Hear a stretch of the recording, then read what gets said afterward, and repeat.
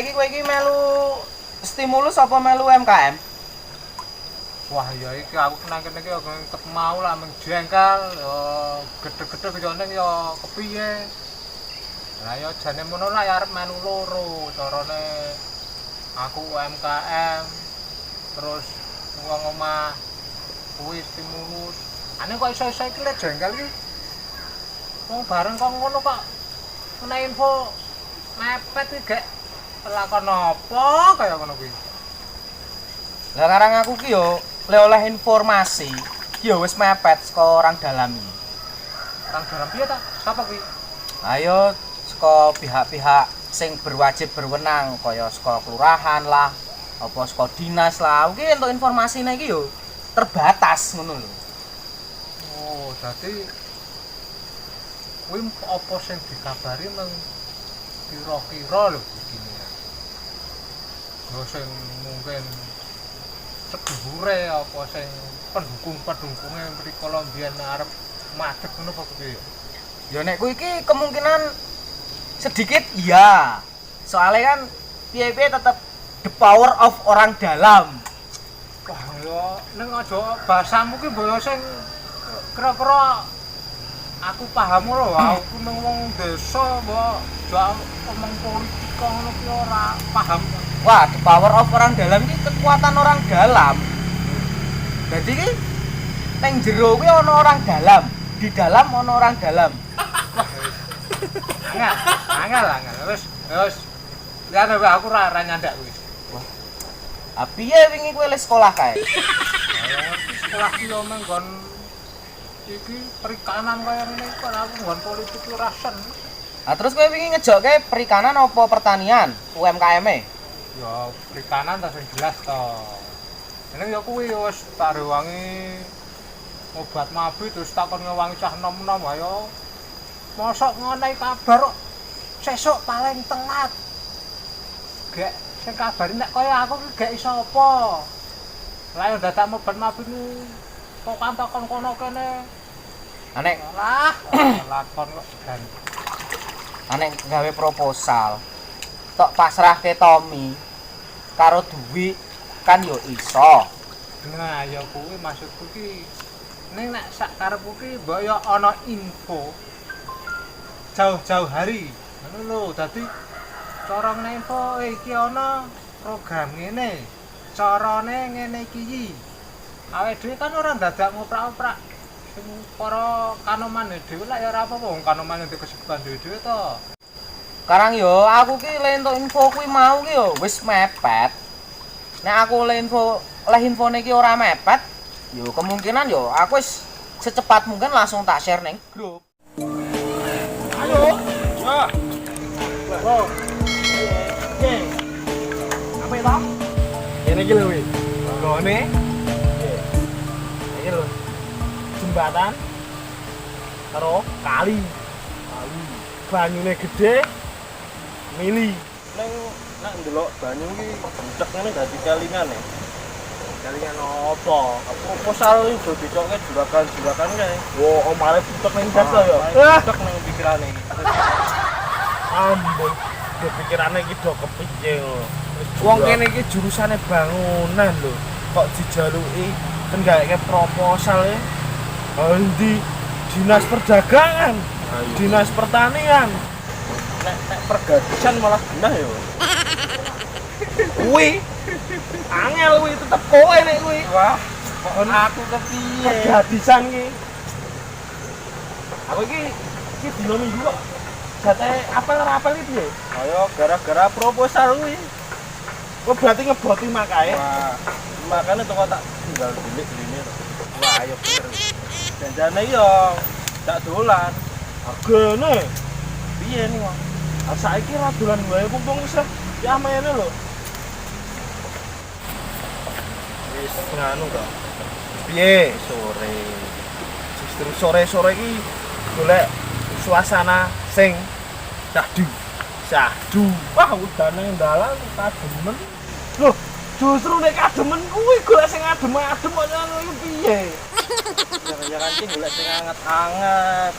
Yo Mosok golek sing adem-adem. ya adem sik, Kok gek golek sing anget-anget. Ayo katisen to. Lah yo kok njuk ngopi. Nek kudanan iki ya kan nggo mantol. Lali ya. Apane? Iki tak rencana lali ra nggo mantol ya. Oh, rekane ceritane ngeyup nang emperan. Ngono kuwi. Berduaan ngono. Heeh. Oh, alah. Lah kowe kok ora ngapel? Woyo sing dipikir sing waras kene iki sedanan di bojo. Yo maksudnya apel meneh. ya apel kok nek dijine dolan nandi ngono. Ayo iki mau rencanane esuk mau.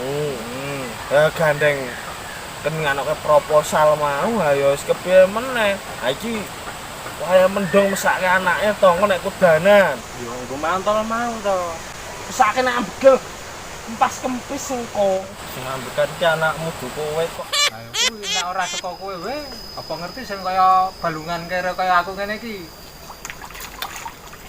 Ya wis muga-muga wae lah sesuk UMKM-mu medun. Ayo sepandungane ya nek iso ya kuwi mau orang dalammu mbok kon ngewang-ewangi, ora kok meng orang dalam kok meng meneng wae lah emang ora kanggo gawe. Nah, kuwi aku ki ya isih ngomongi nganu lho. Kang Tri langsung lho. Ana ki kon nganu. Revisi apa kon kepiye ya lali aku. Lah iya kuwi mau, makane kan. Wis kok omong lho. Lah iki ki aku ki engko saka kene nekoni kowe, kok langsung aku nekoni Kang Tri ning omah. Oh, nek dhewe iki ketok iki ana sing revisi apa kon verifikasi kopi lah bahasane aku ora iso ngono kuwi ya itu men kon rono apa kepiye ngono lho. Ya yo masalah proposal kuwi. Ya engko aku tak tekon karo Kang Tri, kira-kira revisi apa bablas. Oh, kuwi kudu gerak kuwi lho, ora dadi apa-apa kok ora mepet semesti kuwi. Wong bodoh dibodoni nek ngene iki ya to. Ya wis ngono wae aku tak engko ning gone Kang Tri wae lah saiki. Ane wong iki nang omah mbok nang alas nek ya iki lho. Ayo makane tak goleki sik. Engko tak japrine sik. Heeh, nek syukur ya teko nek ra nang omahe mbok nang alas. Dadi lawon japrinan iki nyok rada nganu to. Kadang gagal paham ngono kae ya. Ya iya sih. Sekarang kabeh iki ya butuh kegagalan untuk mencapai kesuksesan. Ah, iya bener ning nek iso seminimal mungkin to. Apa-apa ki nek wis direncana luwih apik ora kok apa-apa. Ya wis ngono kuwi wae. Aku saiki tak goleki Kang Tri ana sik. Ya wis kono daripada mesake to nek dhewe nek ana sing nganti kok gagal ora gol karo Ayo. anu iki pesenku ya. Tak umpama kowe dhewe wong jero apa wong Mekah wong dalam apa kepiye. Iki bener ana stimulus ana UMKM ning iso ana kanggoku lho iso ana sing kurang kaya kowe. Kudu stimulus. Stimulus Oh, ayo ekonomi. wis ngono kuwi lah carane. Kanggone wong buruh-buruh. Nek dhewe ana lho buruh-buruh. Aku arep ngajak apa? Wah, ya kuwi engko tak tekon karo sing kawogan. Nah, kuwi redene kowe sing kawogan dadi duwe orang dalah. Sing wong dadi penyedia ya mung wong buruh ngono ku arep ngejokke apa nek iso syukur apa ya? Kuwi iki dipikirke lah carane lah luwih do ngerti. Ya wis ngono wae. Aku tak ning gone Kang Tri ana sik goleki Kang Tri. Ya, engko ndane malah. Wis muga-muga UMKM-mu jebol. Ya, amin. Nuwun ya, infone ya. Oh, siap. 86. Wis ngene wae saiki intine. Kok omong kuwi wis rasa dipikirke nek ana wong takon teko jawab wae. Pikirane wis rusak ngono ya. Kan kula pikiranmu. Pikiranmu wis ora rusak. Ayo aduh. Nah, nek ana wong takon to kan garap wong liyane apa sapa lah kowe. Pokoke nek aku wis angkat tangan ngono wae. Wis pokoke wis rasa dipikirke nek Semarai bunek iki to. aduh olah ya kono olah aduh ora bagian. Ayo kuwi. Nah, ngono kuwi. Nek marai bunek. Heeh, saiki iki wis mikire wis ayem bae. Kae lho deloken. Piye? Banyune iki le mili gedhe. Kena nggo apa? Kena nggo ngelekke kenangan sing wis tau ngarani dhewe. Ruwet.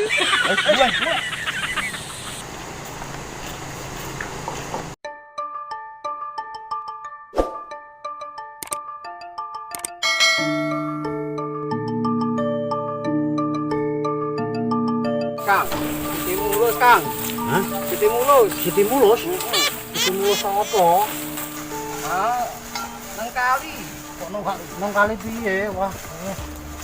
Aku wah do wong-wong do ngomongke ngono kuwi tak golek nang kali nono sebule. Apa ku stimulus ki? Ayo kae stimulus kae. Wah, iki klaru penampa kok iki kudu stimulus. Sopo terusan? Stimulus. Oh. Stimulus. Tak ron sebule tak golek nang kali nono. Ora to botan kok pacul iki tenan. Wis. Kok gak pukul ora? Ora. Wah, iki ora rampung-rampung nek kok ngene iki. Mutal-mutal lho pacule. Lagi nggon bantuan pemerintah. Bantuan pemerintah. Hei, alah. Rampung. Aku tinggal dadani sik.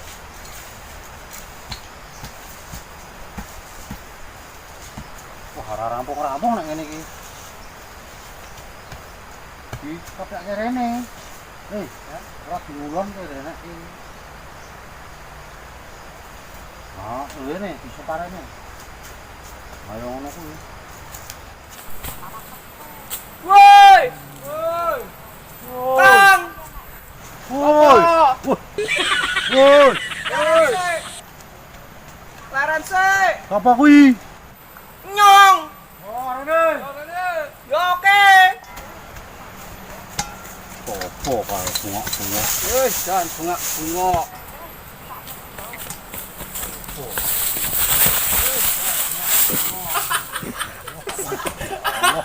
Alon-alon. Kono kuwi lunyu. Wah. Ini, Jok. Sudah jatuh tertimpa tangga. Ngombe sik. Piye? Kok dengaran? Kang, Woi. Gaya dadak tiba barang. Kaya wong kutha. barang kepleset e Kang, lunyu tenan nek ngono kuwi iki. Hah? Oh, ayo kono kuwi bahaya kan tak nggo jebakan nek kono kuwi iki. Piye kok dengaran rene? Wah, wedane menggo loro e. Ora apa ya? Apokel. Wah, iki sing segatah mergane. Ini tenaga-tenagaku. Nek kowe lak meng penimbrung. Anu e Kang, Piye? aku mau ki saka nggone Tata. Heeh. Ngomongke Tata ki tak tekoni to, gawe UMKM apa stimulus. Ketemu kok mudah ngomong ke stimulus wae.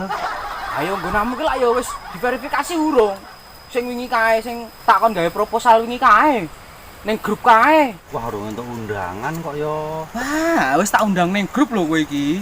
Wah, aku urung rumangsa entuk undangan ini. Wah, piye wis takon gaweke si Tommy karo si Dwi to. Nah, kayak mono wis ditumpuk wis, aku wis menyang kae. Ayo kuwi sing tak maksud stimulus ki kuwi, Kang. Nek kaya Tata kan kae ngejokke UMKM. Sing ning balai desa. Nek iki kan stimulus iki kan ning kabupaten langsung. Ayo. Kuwi lho sing diomongke si Truli mau muni stimulus ki kuwi. Wah, ning anu kok aku dhewe ora pati ngarep-arep. Lah piye? Wonge wone sing ngejokke iki. Ya dhewe ora kondang to. Ane dhewe iki Nang kono walah wong ora umum sing ngejokke iki. Kene, Ron. Bukuan. Alah, mbom nek aku ngono wis tak pasrahke karo sing gawe urip. Proposal wingi kuwi iki nang genah. Lah tek piye, Kang? Kaya ngono kuwi kan lak yo istilahe beradu nasib. Mbom. Aku mono wis pasrah karo sing gawe urip kok nggon proposal wingi iki, Mbom. Lah tek napa to, Kang? Wah. Sing ngejokke iki ra umum wong nang kono iki. Tenan. Won. Padahal nek dhewe kok ngopo? Telat-telat oleh do krungu informasi. Nah, sing ra tau njoki mbuh sapa? Oh, informasi kok dadak-dadaknya dipangannya. Lah wong aku ki yo lentok informasi saka orang dalam. Mentah, jagung iki arep ditandur apa? Hah? Arep ditandur apa? Ah iki kleru aku lek nggo pas ngerti ku mateng e. Ya ditandur kono. Yo, Ngono ku wae. yo. Ha piye, Jal? Aku ki yo wingi entuk informasi saka orang dalam ki yo nganu. Wis mepet. Heeh. Ya makane kuwi aku terus wah iki stimulusnya iki arek kepiye iki. Stimulus. Hah? Stimulus. Stimulus wong iki ngomongane stimulus. Jebule iki aku goleki nang kali iki ra ono sitine iki. Wah, iki jan gagal fokus kok iki. Kowe nandur kono. Wes, kok mau ngomong mulus wae jan. Mulus e. Kudu siti. Stimulus. Ayo kuwi Kang. Stimulusnya kuwi terus kowe sida ngejokke apa ora? Gitu. Atau wis diverifikasi apa urung? Wah, urung ana panggilan iki. Kuwi lemah sistem iki kaya ngono kuwi lho Kang. Aku dhewe nganu ya. Ya iki mung suudon iku lho. Iki mesti sing berperan iki ya. Contone ya iki ya. Wong-wong jero. Sing model yae lho iki mingan. Mung tebak-tebakan ku wong bodoh. Ya paling ya mung sing kenal-kenal wong jero-jero kuwi engko tekan pepunton iki. Nah, aku mau yo ngobrol karo Tata ki yo ngono kuwi. The power of orang dalam. Dadi Ya iki mung suudon. Aku ora kepe-kepe ning aku wis ngacungi jempol karo pemerintah Magelang. Ming dhewe lho iki sing ana stimulus iki. yo yo. Oke kuwi. Makane aku mau yo ngomong karo Tata, kowe kepiye ta? Kowe ngejokke UMKM apa stimulus ngono. Tapi Tata ternyata ngejokke UMKM. Stimulusnya ora genah. Ora genah kuwi iki. Aku kuwi dadak kok wingi. Aku njur njaluk tulung Tomiro nganu sapa kae. Ngui. Ayo aku ki yo wis ngomong ngono kuwi. Kowe kok yo ora kon nuliske proposal, cetok ana Dwi, ana Tommy ngono lho. Ya kuwi arep piye jajal. Ayo wis. Aku yo wis meng ndongake Tata. Muga-muga Ah, ya UMKM-e yo cair. Lumayan to perikanane 2,4. Kok bantuan apa meneh kuwi? Wih, UMKM mosok kowe urung ngerti to? Ora krungu malah. Aku ganti sing ra krungu aku malah kuwi. Wow, aku ki wis ngomongi Tata saurunge kok UMKM, usaha kecil, mikro, menengah. Oh, kuwi. Sing saka balik desa kuwi lho, Kang. Ah, ya, tau Ayo krungu. kuwi. Aku jan ra ngejokke kok. Oh, dadi kowe ngejokke malah sing stimulusé kuwi. Nah, kae sing ngejokke kae kan sing ra ndek utang. Aku ndek utang e. Oh, aduh. Ayo dadi ra iso ngejokke aku. Wah, ya bener wong Tata kae ra tau ndek utang. Ora kae cah geni. Iya, percaya aku makane kae sesuk muga-muga wae iso medun. Ah iya, ora apa-apa kuwi. Terus ya kowe stimulusé ya muga-muga ya iso medun. Ayo ora medun mene ya nyawang-nyawang Siti. Ora apa-apa aku wis trima. Ya Ayo. muga-muga medun kae aku lho ngejokke. Ayo lumayan to. Kae. Ya 10 juta lho, Kang. muga-muga wae nganu. Wong jero mau ana sing kenal aku ngono wae. Wah iki Pak Tio iki ngono men ngono sing kenal. Wah, ACC ngomong ngono kuwi wae. Piye carane golek orang dalam po? Wah, aja. Aja. Maksudnya iki kenalan ngono lho, Kang. Ah, kenalan ku nek ujung-ujunge KKN piye? Lah iya. Wis, aja dikulinake kok ngono kuwi. Wis, engko ndak mah meng saya bobrokne dhewe. Berarti ya pasrah ngono wae. Wis teko pasrah. Yen niate kono sportif, ya diratani. Kabeh mau ki kuasane Gusti ya. Ah iya diratani sithik-sithik ra apa-apa. Sing kurang apik proposale kon dandani, ya ngono kuwi sing bener. Wong niate ya kabeh kena dampake kok. Sikilku pegel ya, Kang. Nah terus piye? Aku arep mulai sik wae. Napa? Aku mau kepleset ning kono kuwi agak terkilir. Ikon mijeti Mbak Siti. Siti sapa? Siti. Tukangnya pijet po? Oh, Siti Marozi. Aku nek wedok ki nganu e, Piye? ra kepenak. Wah, penak tenan pijetane iki ngayal kowe. Wah, ya wis wis. Siti kana. Ngono wae lah, aku wis pincang-pincang kepleset Ya, to. malah mengganggu lembut gawe. Ya wis ngono wae, Kang Ya. ya. Ya wis donga dina kok ya. Oh, siap-siap. Ya. Nuwun lho. Yo. Tol. Oi. Mah nondi? Apa? Kowe mbut gawe ya? Ya, Aku tak bali. ya, Dandani pacul. ya, Paculku lek tak cek. Iki kok digawa tas barangnya ya. ya, Rampungke tekan kulon kae. ya. Iki te Lombok aja dibubuti lho. Yo, Ya. ya.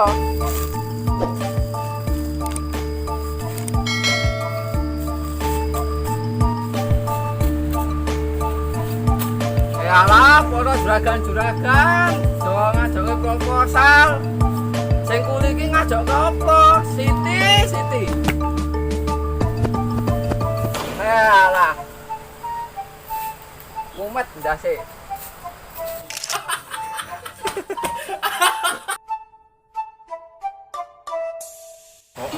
Waduh, iki cah enom kok gawe kok ngono ya. Padahal ade jurusane ngono apa? Aku ki nggon bangunan. Kowe kok nggon apa? Aku. Heeh, aku nggon apa ya apa ya? Iki kan gawe proposal ayo mbok perkara kleru kono. Ra genah. Nek ngomong-ngomong iki udan ya, Wi? Piye? Udan ya? Ya wis, ngeyep kok. Yo. Nonggo apa? Nonggo ngelekke kenangan sing wis tau marani adewe. Wah.